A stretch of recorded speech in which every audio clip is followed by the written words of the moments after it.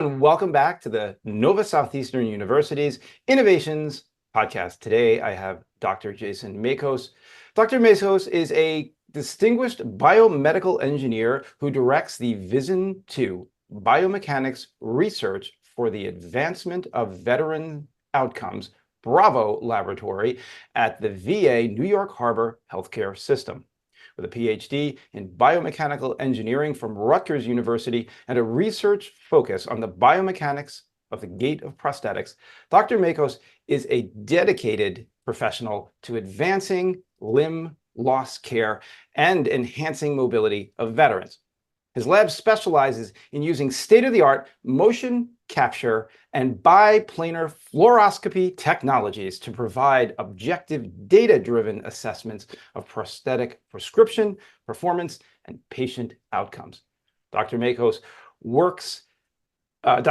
work aims to transform prosthetic prescriptions from anecdotal to scientific, ensuring veterans receive the best possible care and technology to improve their quality of life.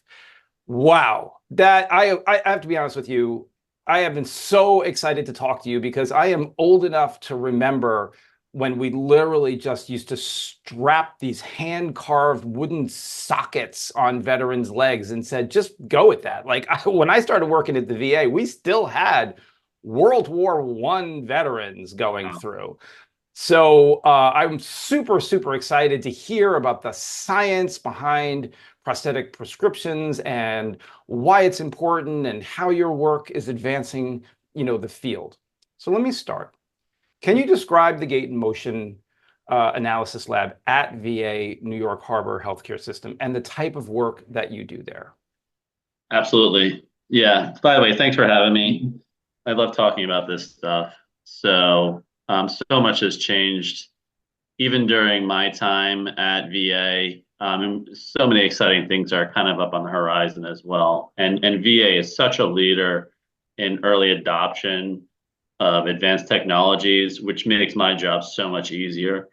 But I was, or even possible, if I may, or even possible, like a lot of the things that you do just aren't even possible in the private sector because yeah, there isn't the consolidated interest or funding around limb loss. So that's one of the areas I think the VA really has always excelled. I'm sorry to interrupt, but it's just no, important that our you're listeners understand that. 100% correct in that the VA has been a huge leader in research for as long as it's been around. I mean, some of the greatest advancements in healthcare, not even just prosthetics or limb loss, Yeah. have started at VA. And I'm happy to do my small part to contribute to VA continue to be a leader in research. So, with that being said, I was given an extraordinary opportunity back in late 2010, 2011, where I was hired to become the inaugural director of our motion analysis lab. I've since renamed it to the VISN 2 Bravo Lab. We are government, we love our acronyms. We So, but do. we do. So, Bravo Lab, essentially, it's a gait and motion analysis lab. It's biomechanics focused, and it's based on motion capture technology, at least in my lab, but we do use other technologies as well. You probably know motion capture technology most well from video games and movies. So Yeah. I think the first use of motion capture in a movie was 1990 in Total Recall.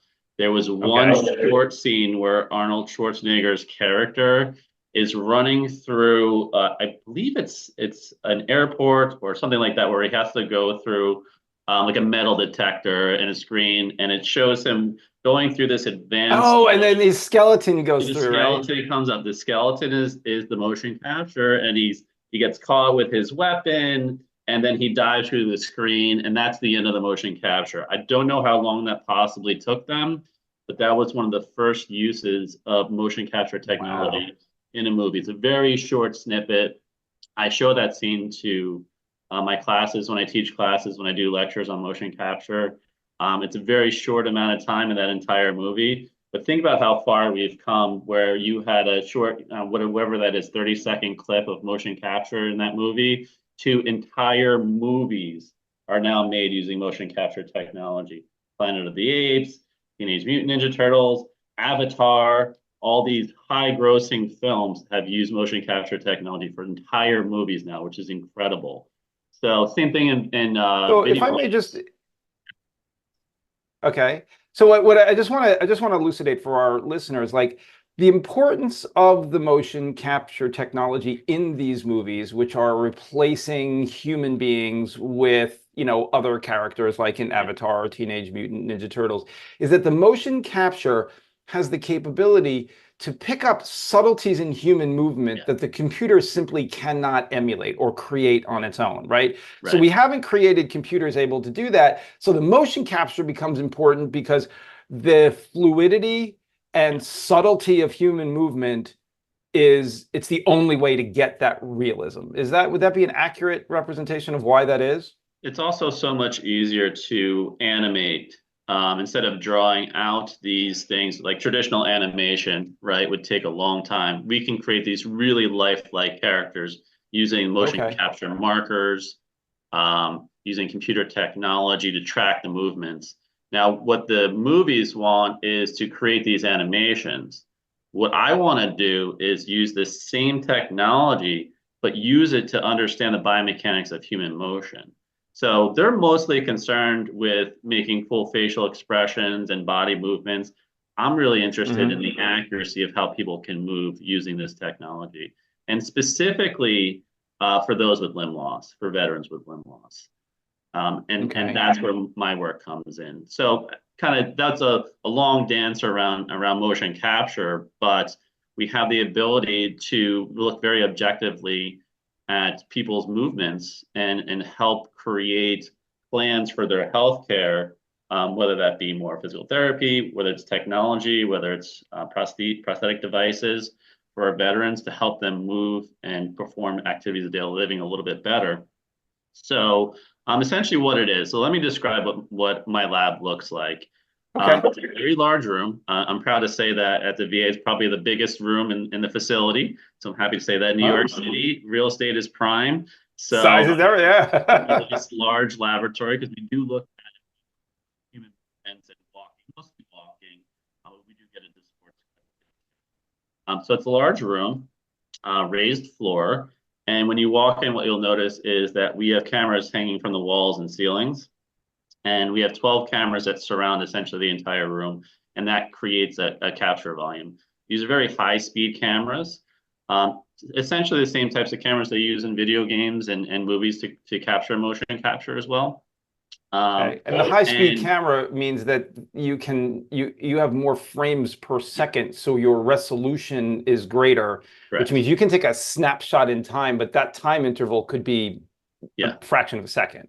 We take Okay. 120 frames per second. So human Okay. movement doesn't move that fast. So every second we have 120 frames to work with, which is a pretty significant amount of data.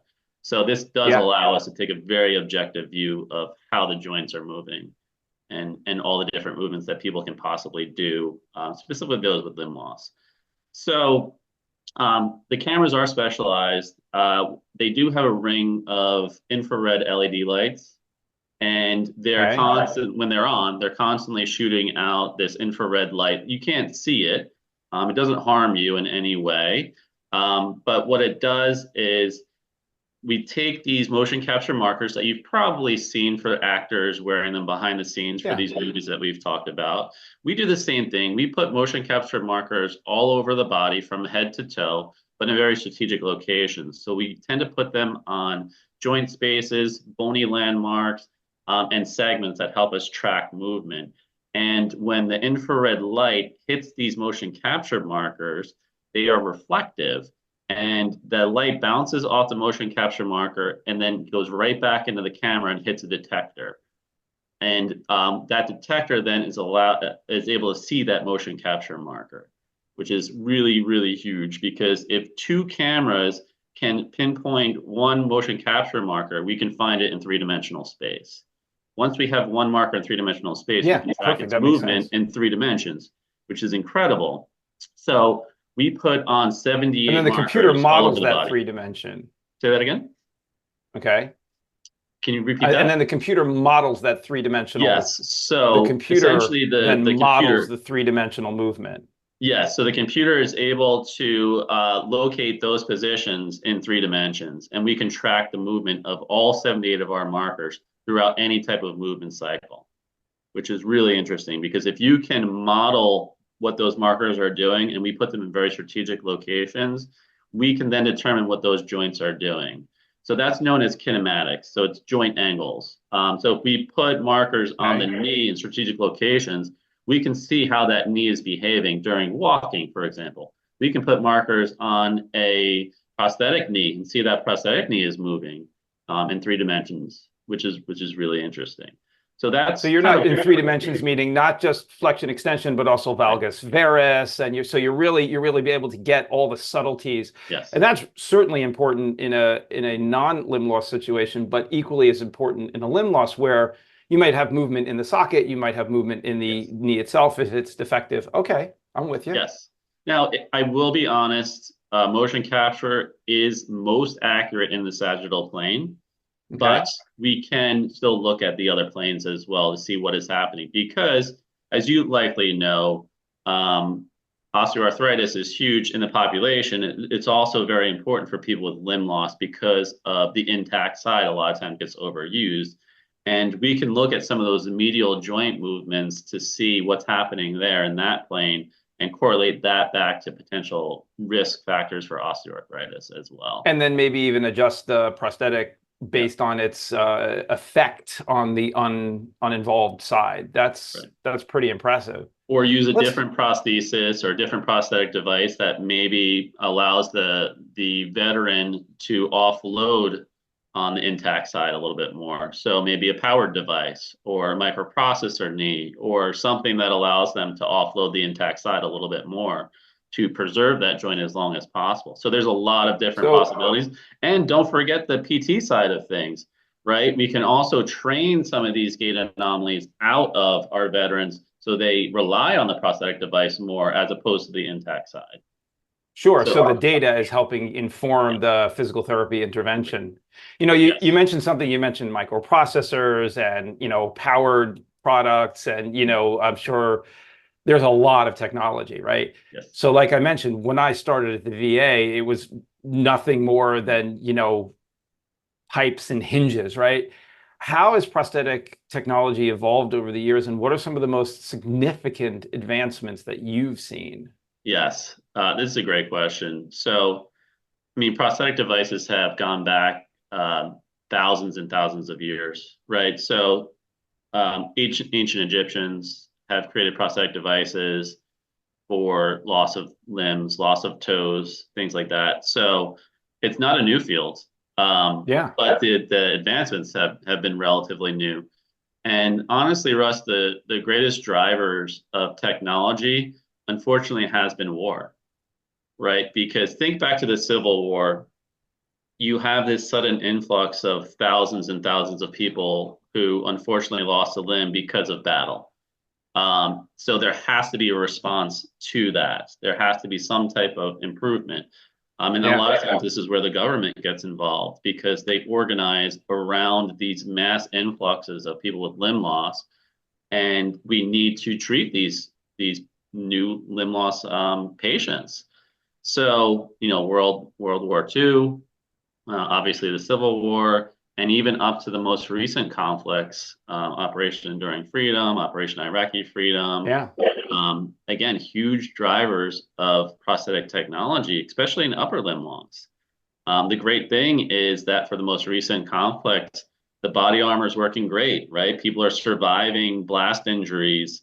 Unfortunately, but their limbs may not be. Their limbs are not, but at least they're surviving. And we have the technology to help replace some of that function with prosthetic devices.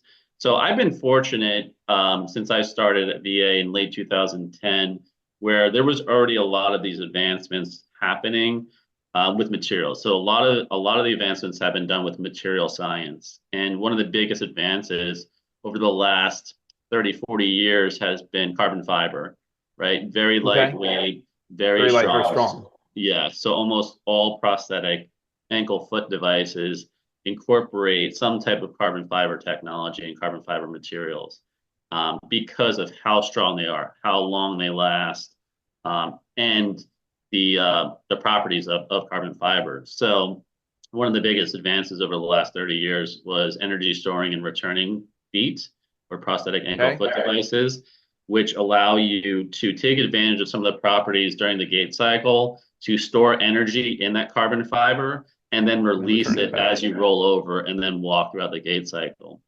Now So the you can't overall replace, net energy use of the veteran is reduced significantly because the yes, prosthetic is storing the energy, let's say, on foot strike and then returning yeah, it back on push off. Wow. Okay. exactly. Exactly. Now you can't return 100% of the energy because essentially it's a simple spring, right? You Mm, store energy, you compress the spring, you release that spring, and it returns that energy. But there's losses in the system due to friction that's given off as heat and sound and things like that. sure. But energy storing and returning feet, also known as ESR feet, do an amazing job. It's the gold standard for prescription right now in the Departments of Veterans Affairs. And great feet because they work well. There's many, many different designs. There's probably over 200, 300 different types of energy storing and returning feet. And again, very, very impressive devices, great technology. But because there's losses in the system due to friction and you can't return 100% of the energy that's been stored, you still have this asymmetric gait, which means that you're still stressing the other joints. So your hip Yeah. joints and your intact knee and your lower back. So if you ask almost any veteran with lower limb loss if they have back pain, a majority of them will say yes. And it's not really going to get much better even with therapy because of these asymmetries in the gait cycle because they can't replace that gastroc-soleus The complex. repeated trauma. Right. So it just happens over and over again where these other joints have to make up the losses of the prosthetic device. That's where power devices have kind of filled that gap a little bit. So when I first started, um, there was a company that was spun off out of research done at MIT. The original name of the company, I believe, was called iWalk. They developed the iWalk Power Foot. I think that's what it was originally called. And the idea behind that Power Foot was it had a motor inside that prosthetic ankle foot device. Okay. And that motor allowed you to return 100% of the energy stored, energy in the system back into the gait cycle. So you could reach these biologically normative ankle power levels, which is a huge improvement. Since then, there's been quite a bit of research. The company's been kind of spun off a couple times. It's recently been bought out by Ottobock, which is one of the larger prosthetic Sure. device companies. It's now called the Empower. It's commercially available. But to be honest, it's mostly only used by veterans and service Because they're the members only of ones the who Department afford of it. Defense The VA because it's can, like very VA and expensive. DoD. Yeah. Get it. Um, So I'm intrigued. I mean, it seems like you and I could go on for hours. Like, I think we could develop an entire course for our physical therapy students to better understand these Yes. prosthetic advancements. And then we would literally have to update it every month because Yeah. everything is changing so rapidly. Um, I'd be interested to know, like, what are some of the biggest challenges you face in your current prosthetic research on gait analysis, and how are you addressing them? Maybe even like give me some details about your current research, as much as you Yeah. can. I know some of it's not published yet. Sure. Yeah. No, this is great, and we could definitely talk for hours and hours on this. We only even talked about a very small portion of the advances in prosthetic devices, and most of that was at the foot. There's advances at the knee, socket technology, things like that. So there's a lot. There's so much Yeah. that more that we can cover. But yeah, trust me when I say like there's just been some huge advancements even over the last 10 years. But there are a lot of challenges, and this is where my research tends to come into play. And I'm in the camp, I'm a firm believer that VA research really should be clinically based and designed to help veterans in their healthcare. And in my case, it's veterans with limb loss. So the idea behind that is you identify clinical challenges, in my case, in the prosthetics lab, or during limb loss care. So what are the biggest challenges that our clinicians face? And a lot of that is really working with our prosthetists and our clinicians to truly understand what are these clinical challenges that they're facing on a daily basis. From there, we design a research question and ask, how can we make this better? What is the issue? How can we solve it? And then we formulate a scientifically rigorous research project to then answer that question. And once we do that, after, taking the time to do that research, the idea behind this model is that the outcomes then get directly translated right back into the clinic to improve the healthcare of that veteran. So you see it's kind of a positive feedback loop. And there are a couple of outcomes that happen. Yeah. One, we're constantly and continually improving veteran healthcare with the latest knowledge. We stay on the cutting edge of research and applying that research back into the clinic. And on top of that, VA, I think you mentioned earlier when we first started here, is such a unique system. We are set up where if we determine best practices for a certain type of healthcare, that best practice can be disseminated throughout the entire VA network because we are an integrated system. So if I develop a best practice in New York, it can be applied out in Seattle just because we are set up to be integrated, and we have these groups and systems of care that allow us to disseminate this rapidly back into the clinic, not just in New York, but across the country. So one of the things that happened to me, so back in 2012, 2013, I don't know if you were still in the New York area, Russ, but we were hit with Superstorm Sandy. And huge. Yeah, I was there. I think it landed in New Jersey, New York. And unfortunately, my VA, the New York Harbor Medical Center, got flooded. So waters rushed up 23rd Street, flooded the entire basement of the VA, and knocked out all sorts of important electrical and fire safety and all sorts of things. So essentially the entire VA was shut down for 9 months. My research included, that was ongoing at the time. But this turned out to be a little bit of a blessing for me, if I can find a blessing in our VA being shut down because of a hurricane that landed in our area, was I got restationed at a local facility that wasn't affected by the storm as much. And it allowed me to sit in the clinic and truly understand the way that the healthcare that we're providing and how the prescription process occurs for prosthetic feet and prosthetic knees and prosthetic sockets. And for about 9 months, I sat in the clinic as part of my duties and just asked very simple questions to our clinicians, like, why did you, prescribe that prosthetic foot? Why did you choose that type of socket?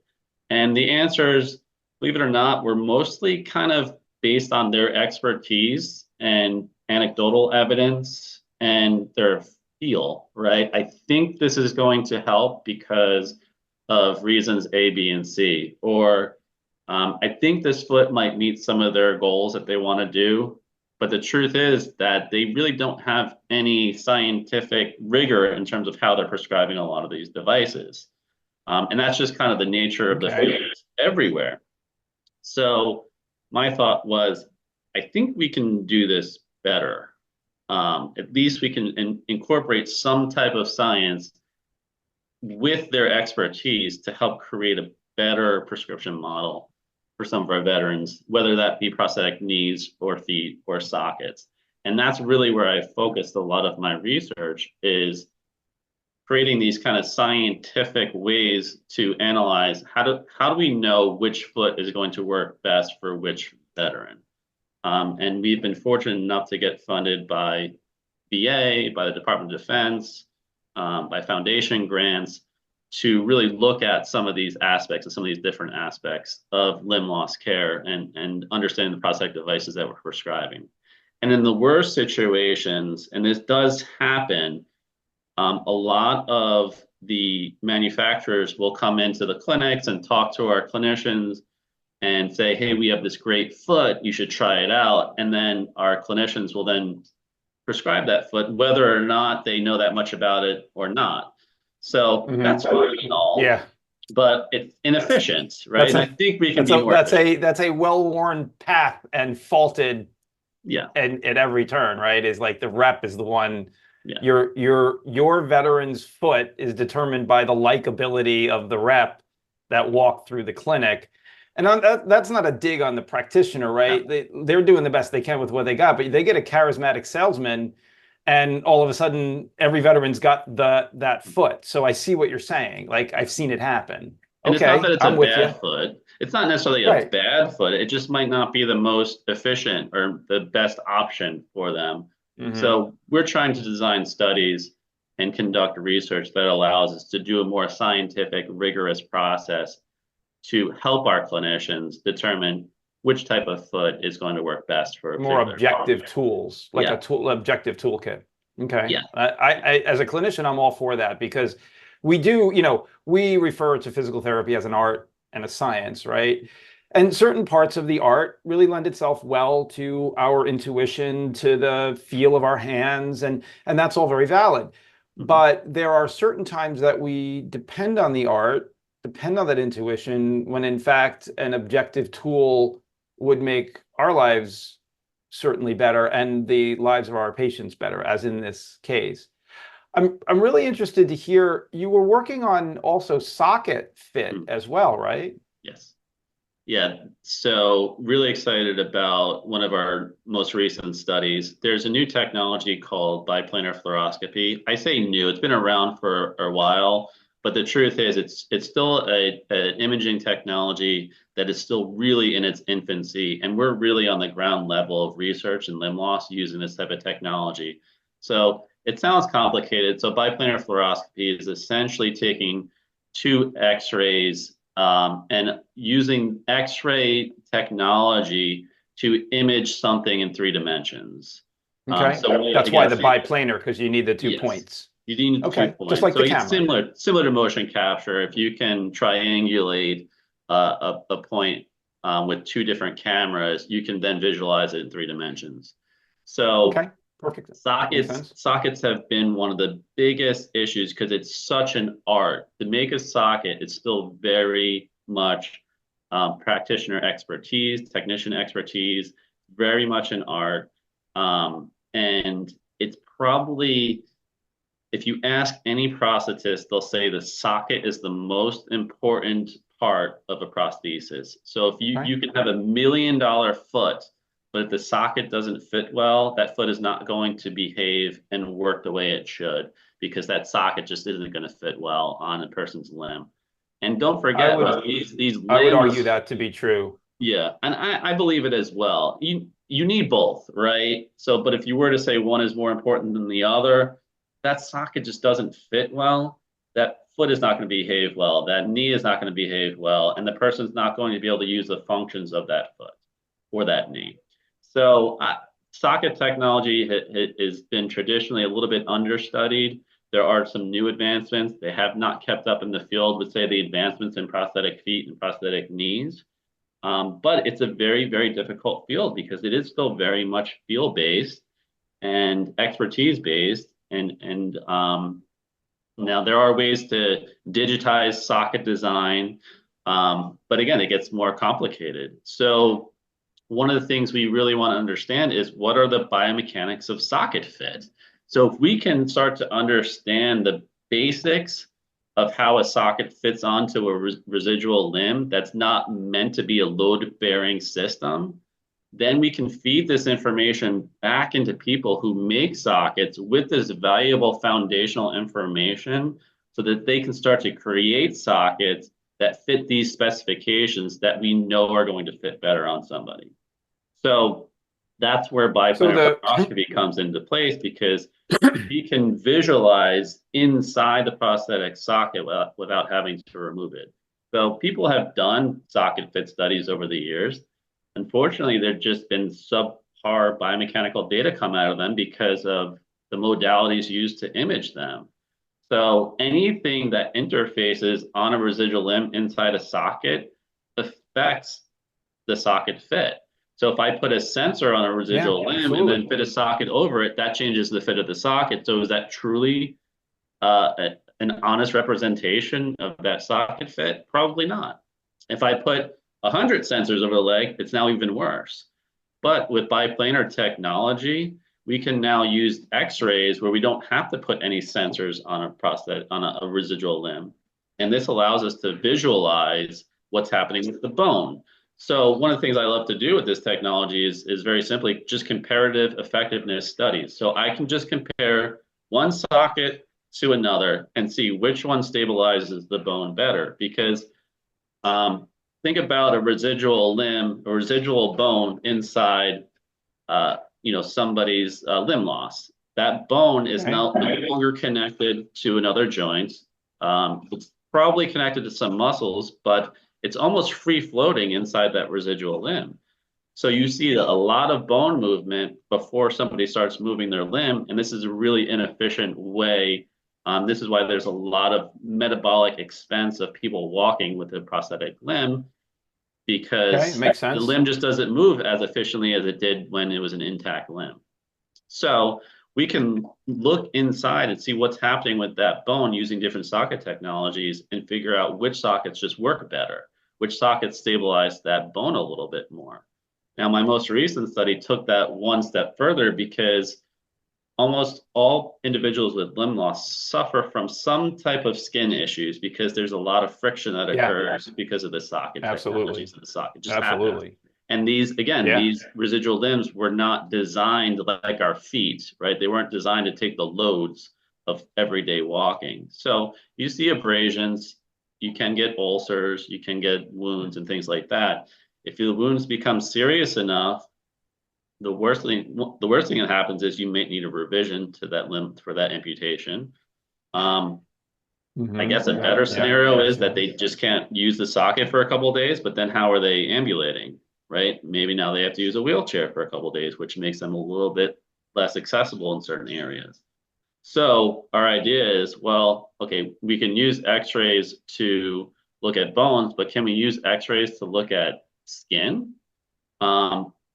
Now, you can't use X-rays directly to look at skin because those X-rays pass right through the skin and get absorbed by the bone. But what we decided to do was, well, we can put radiopaque markers on a limb, and we can see how those markers change on the residual limb based on how somebody walks with that socket. And with that information, we can look at strain. So we can look at areas of highest strain on a residual limb as people walk with different types of prosthetic sockets. So you took lessons learned. Essentially, it looks like you took lessons learned in the motion capture lab with the infrared markers and applied them to radiopaque markers, and now you're able to gather even more data points. Right, and these markers aren't like motion capture markers, right? That would take up space. We literally just paint on radiopaque, like barium markers on somebody's skin. So it's just a flat surface. So it's just looking at like a painted limb with different markers on it. So we're not affecting socket fit. Interesting. And essentially we're just allowing the X-rays to be absorbed by these radiopaque markers, and we're seeing how those markers change while people move. So this gives us an in vivo look of the residual limb that you can't see if you're just looking at somebody as they're walking. So it's an incredible technology. So I'm seeing that you're looking at bone and skin. So this is you took this fluoroscopy, which is relatively new, but nevertheless applied to osseous 3D modeling, right? 3D modeling the bone. And you said, well, what I really want to see is the skin. How can I see the skin? And that's where your sort of like creative engineering mind said, I've got a way to look at the skin. So you added another whole dimension to this research. That's brilliant. I can't wait to see that study. When are you likely to publish? So we're just finished up our second year of a 4-year study.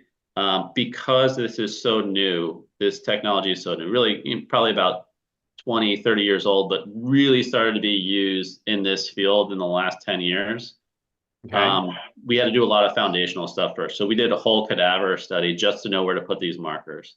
right? So we want Yeah, to makes understand sense. like, hey, there's going to be different areas of strain on the skin based on how things move. So we created this whole stance simulator with a cadaver limb, and it ran that through, looked at different marker patterns to optimize the marker set. And we're getting ready to start enrolling. We actually have enrolled a couple veterans already. They'll start going through the biplanar system probably in September. So Wow. our first veterans will be going through this system in September, and be about another year and a half or so before we finish out all enrollment and whatnot. So we're probably about 2 years out from publishing on skin strain. There are a couple other groups looking at it as well.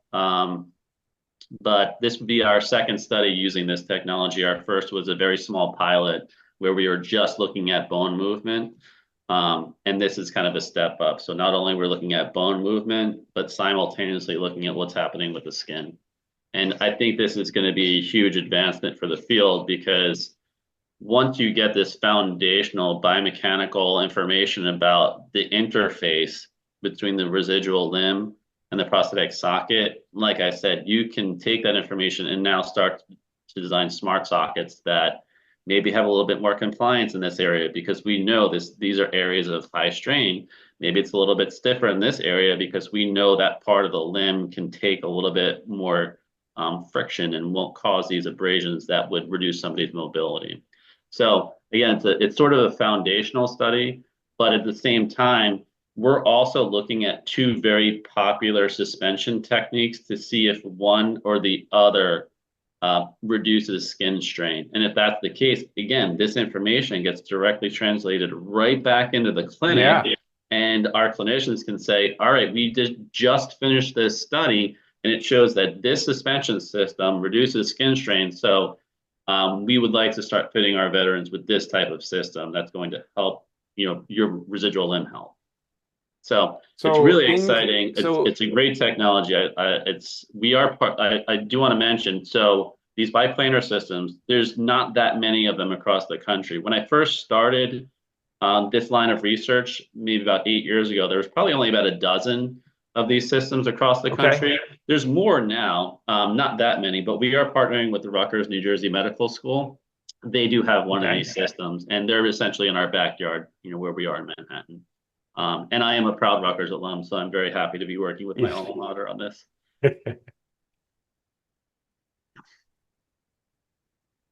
So yeah, so that's some of the socket research that we've been doing recently. So in closing, and again, we could talk for hours. I really honestly think we should develop a course, but Sure. What I'm hearing is so that your lab, most importantly, and many labs in the VA, directly connect the science to clinical practice, which is unique and a valuable part of VA, which I 100% have been the recipient of as a clinician, and it's great to have that connection to those researchers. Mm-hmm. And what impresses me most is that your work is directly affecting a real and pervasive clinical problem that is being experienced by veterans who are experiencing limb loss literally every day, right? So you're talking about changing the way sockets, knees, ankles are prescribed in a way that's going to improve efficiency, biomechanical efficiency with these veterans, reduce associated pain syndromes, improve gait, improve function, and allow them to sort of get back to the activities that they enjoy the most. And that's commendable. I think your lab's doing great work. I'm so glad that you and I are connected, and I love hearing about your stuff, and look forward to talking to you again and telling these students about all these great things that are going on. I want to thank you so much for your time. Of course. And just remember, none of this research happens without the involvement of the clinicians.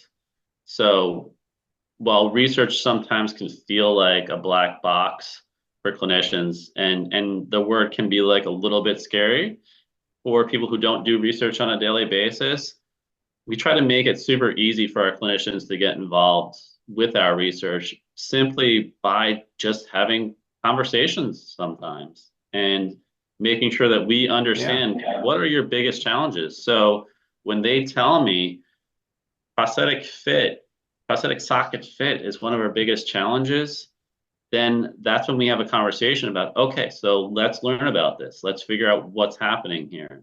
And if I can supply you, or if we can work together to supply this information, will this help your practice? And what that helps their practice, what that does is it helps our veterans. Yeah, So, absolutely. like you said, the model is this nice positive feedback model where we ask the questions, we formulate the research question, we do the research, and then we translate it back in and allow the clinicians to then use that information to help improve their practice.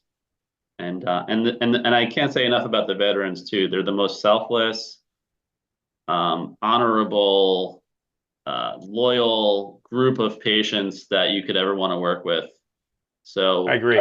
if you ask any of them, we'll say participating in this research study may help you. They'll say, that's fine. I just want to help future veterans. Yeah, and I've heard that over and over again, and I would reiterate. Well, listen, once again, thank you. I look forward to future conversations and hearing more about your work in the future. Thanks for having me. Appreciate it. All right. Thank you. Take care and have a wonderful rest of the day. You too. All right. Bye-bye.